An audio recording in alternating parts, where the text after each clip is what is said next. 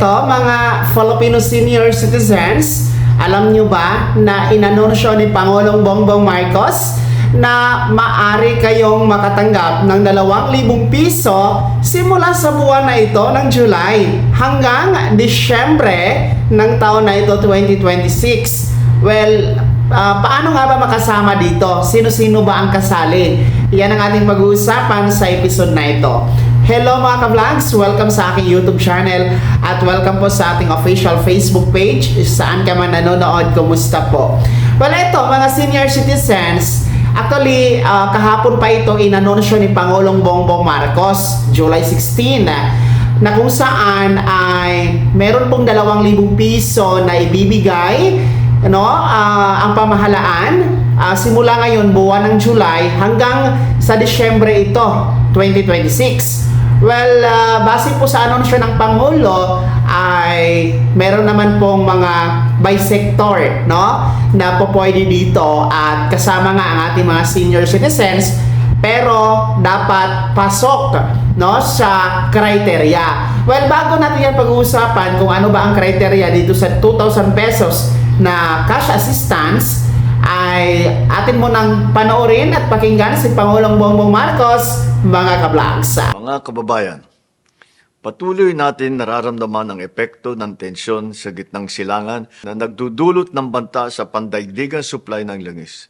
Nakakaapekto ito sa ating ekonomiya at presyo ng mga bilihin. Kapag tumataas ang gastusin, mas bumibigat ang pasanin ng bawat pamilyang nagsisikap tugunan ang kanilang pangangailangan, lalo na ang mga Pilipinong nasa laylayan ng lipunan. Kaya naman, patuloy tayong kumikilos upang mapagaan ang kanilang pasanin. Sa ilalim ng Executive Order No. 110, inilunsad natin ang Unified Package for Livelihood, Industry, Food and Transport o yung UPLIFT upang maprotektahan ang kabuhayan ng mga Pilipino at mapanatiling matatag ang ating ekonomiya. Ngayong araw, pinalawak pa natin ang suportang ito sa pamamagitan ng Uplift Assistance. Sa ilalim ng programang ito, mabibigyan ng agarang tulong ang 7,5 milyong kabahayan o 37,500,000 Pilipino sa buong bansa. Pangungunahan ang programang ito ng DSWD,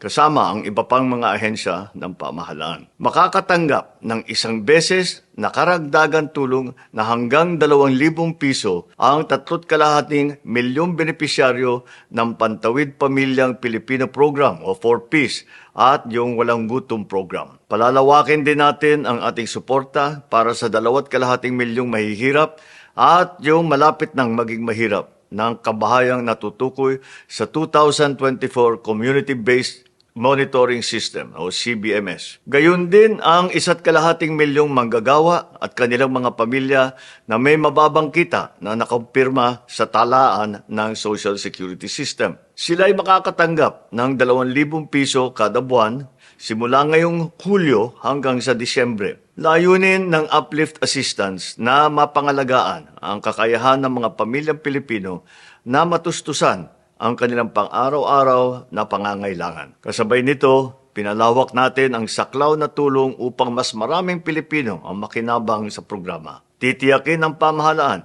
na maipagkaloob ang tulong na ito na mabilis, maayos at mas maginhawa para sa mga Pilipino sa pamamagitan ng digital na pamamaraan. Sa ating pagkakaisa at pagtutulungan, mapapanatili natin ang katatagan ng ating bansa at maisusulong ang isang mas maunlad na kinabukasan para sa lahat sa ilalim ng isang bagong Pilipinas. Ayan po, napanood niyo at napakinggan si Pangulong Bongbong Marcos. Anunsyo po niya yan kahapon, July 16. Pahayag niya na kung saan kanya pong binalita mismo na meron pong Uplift Assistance Program na ipapatupad ng gobyerno na nagkakahalaga ng 2,000 piso simula July nitong buwan hanggang Disyembre. Well, ang programa na ito, itong Uplift Assistance Program ay bilang tugon sa patuloy na krisis ng ekonomiya dulot ng digmaan sa gitnang silangan, kakulangan ng supply ng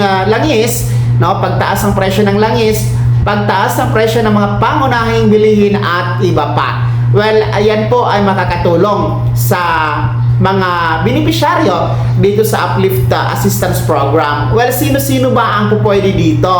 No?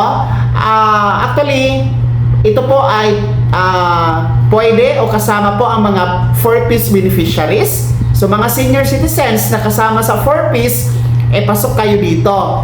Then yung mga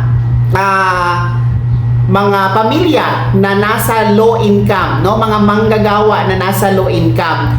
Well, may mga senior citizens naman na hanggang ngayon nagtatrabaho pa, no? Pero kakarampot pa rin po yung kita. So po pwede kayo dito, mga ka-vlogs, no? Kung kayo po ay miyembro ni SSS, no? Tapos low income kayo, po pwede kayo makasama dito. So, yun po yung mga criteria, no? Ang general criteria niya lang talaga is nasa low income kayo. Mababa po ang income ninyo para makapasok dito sa Uplift Assistance Program na nagkakahalaga ng 2,000 piso.